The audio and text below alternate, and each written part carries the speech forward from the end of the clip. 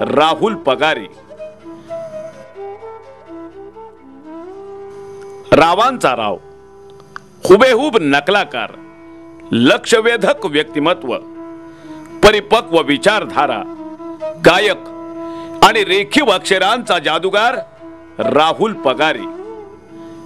या Rahul पगारेला art academy Pune, जीत enterprises, Balgandharva मित्र परिवार या सर्वांतर्फे भावपूर्ण श्रद्धांजली.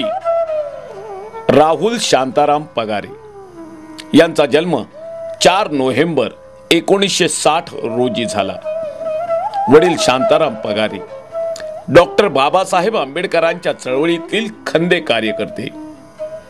राहुलच्या वडिलांचा आंबेडकरी चळवळीत, आंबेडकरी जलशात सक्रिय सहभाग. राहुलचे वडील ज्या ज्या ठिकाणी कार्यक्रमाला जायचे त्या त्या ठिकाणी राहुल वडिलांचं बोट धरून जायचा आणि मग वडिलांच्याच कार्याचा राहुलवर संस्कार पुढे पुढे होत गेला. राहुल शालेय जीवनापासूनच अत्यंत हुशार, अत्यंत हजरजबाबी. यामुळे सर्व शिक्षकांचा, सर्व मुलांचा तो अत्यंत लाडका. शाळेच्या स्नेहसंमेलनात हिरारीनं तो भाग घ्यायचा. एकदा संमेलनात वादक आलेच नाही, तेव्हा कोणतंही वादनाचं शिक्षण न घेता हा मुलगा सराईतासारखा वाद्य वाजवू लागला. शालेय शिक्षण संपल्यानंतर कॉलेज जीवनात त्यानं अनेक एकांकिकांमधून भूमिका केल्या, पथनाट्यातून प्रबोधनात्मक कार्यक्रम केले आणि हळूहळू त्याचा प्रवास पुढे वाढतच गेला. त्यानंतर त्यानं मागे वळून पाहिलंच नाही. थांबा रामराज्य येतंय, जनतेशी भेट माझी घडवा, 21व्या शतकात, झाडाझडती, मानदंड, खट्याळ गोंद्या, पालवी, युगपुरुष अशा अनेक नाटकांमधून प्रमुख भूमिका साकारल्या. 17 ऑक्टोबर 1990 साली सर्वप्रथम राहुलनं दूरदर्शनवर प्रताप गंगावणे लिखित आभ्रान या नाटकातून प्रमुख भूमिका केली. पुढे पुढे सॉन्ग अँड ड्रामा या संस्थेतून राहुल काम करू लागला.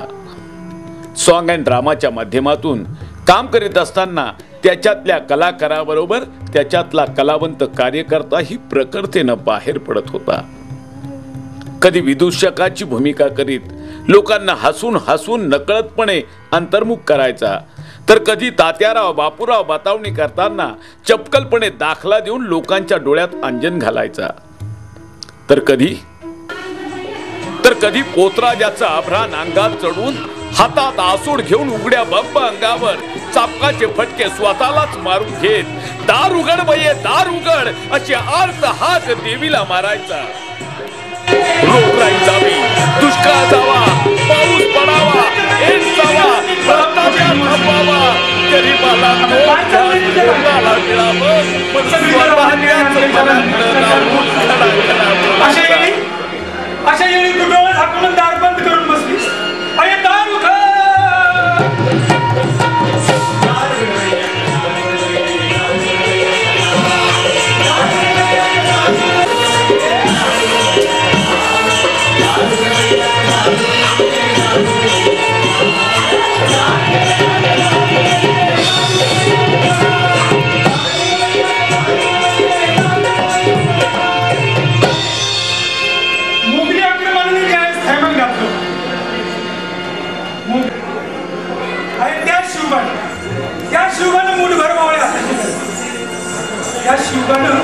मुठभर मावळे हाताशी धरले आणि हा अन्याय अत्याचार रोखण्यासाठी पुढे आला ना, त्यावेळी तू त्याला भवानी तलवार आणि भूमिकेत एक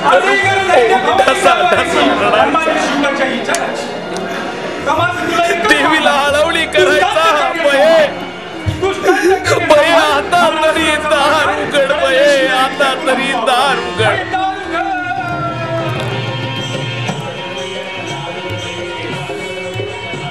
राहुल जेव्हा ही पोतराजाची भूमिका साकार करायचा तेव्हा लोकांच्या अंगावर रोमांच उभे राहायचे.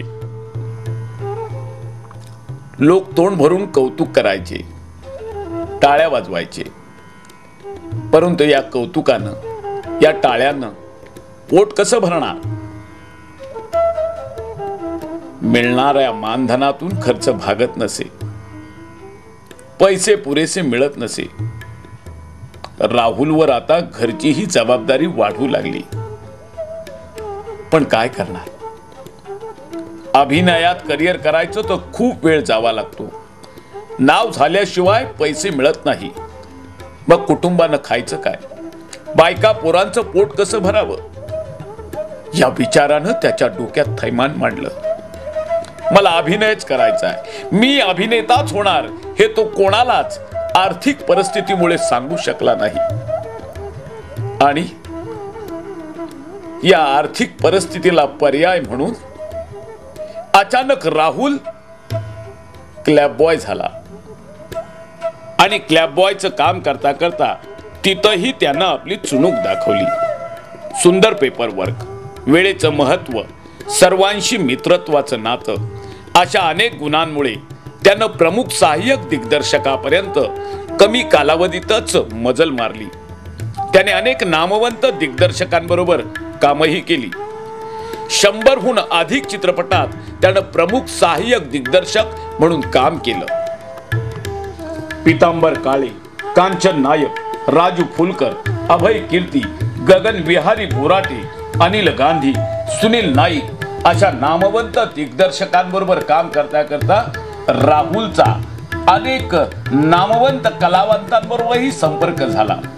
अशोक सराफ, अलका कुबल, मोहन आगाशे, उषा नाईक, अशोक शिंदे, प्रमोद शिंदे, अविनाश नारकल, कुलदीप पवार, मकरंद अनासपुरे अशा अनेक कलाकारांबरोबर काम करताना राहुल सर्वांचाच मित्र झाला. आई शक्ती देवता, माहेरचा आहेर, हिरवा चुडा सुवासिनीचा, संघर्ष, ओटी खना नारळाची, बरखा सातारकर, दुर्गा आली घरा, सूर्योदय, थरकाप, त्याग, सतीचं मंदिर, सत्या राजा, राजू, मराठा बटालियन, वैभव लक्ष्मी, कुंकू झालं वैरी, गाढवाचं लग्न, कॉलेजियन्स, फकीरा, साक्षात्कार अशा अनेक चित्रपटांना राहुल पगारेनं प्रमुख सहाय्यक दिग्दर्शक म्हणून काम केलं. राहुलचा कॉन्फिडन्स आणखीनच वाढत गेला. मी स्वतःच दिग्दर्शन करणार अशी त्यानं मनाशी खुणगाड बांधली. 30 जून 2007 पुण्यातील नामवंत ब्लू डायमंड मध्ये त्याने सॉन्ग अँड ड्रामाचा कार्यक्रम केला. कार्यक्रम संपल्यानंतर त्यानं मित्र अजित शिरोळे यांच्याकडे आपलं मन व्यक्त केलं. दोघांची भरपूर चर्चा झाली आणि मी स्वतःच आता चित्रपट दिग्दर्शन करणार ही जिद्द बाळगून राहुल बसमध्ये बसला. आणि बसमध्ये त्याला हृदय विकाराचा झटका आला आणि त्यातच त्याला मृत्यूनं गाठलं. त्याचं स्वप्न हे स्वप्नच राहिलं. खूप काही इच्छा बाळगणारा हा तरुण अकाली मृत्यू पावतो. त्याच्या या मृत्यूमुळं त्याचं वैयक्तिक स्वप्न तर भंग पावतच, परंतु त्याच्या सुखात सुख पाहणार त्याचं कुटुंब देखील हवालदिल होतं. काही कलावंतांची आर्थिक परिस्थिती चांगली असेल तर काहीशी झळ कुटुंबाला पोहोचत नाही, परंतु तशी परिस्थिती नसेल तर कुटुंबाची फरफट होते. तशीच परिस्थिती राहुलच्या कुटुंबियांची आहे. राहुलच्या मागे पत्नी तसे 2 लहान मुलं आहेत. मुलांना इंग्रजी बोलता यावं म्हणून अभिनयाची आवड असूनही सहदिग्दर्शकाचं त्यानं काम स्वीकारलं आणि त्यातूनच मिळणाऱ्या पैशातून मुलांचं शिक्षण पूर्ण करण्याचं ठरवलं. परंतु राहुल राहिलाच नाही. त्यामुळे सर्वच परिस्थिती हाताबाहेर गेली. दापोडीतल्या पत्र्याच्या चाळीत राहणाऱ्या त्याच्या कुटुंबाला अनेक अडचणींना सामोरं जावं लागलं. मिळेल ते काम करून त्याची पत्नी आपल्या मुलांचं शिक्षण पूर्ण करण्याचा आटोकाट प्रयत्न करते. थोरला मुलगा 8वीत तर धाकटा 3रीत आहे. राहुलने आज तागायत अनेक नामवंत दिग्दर्शक कलावंतांबरोबर काम केलं.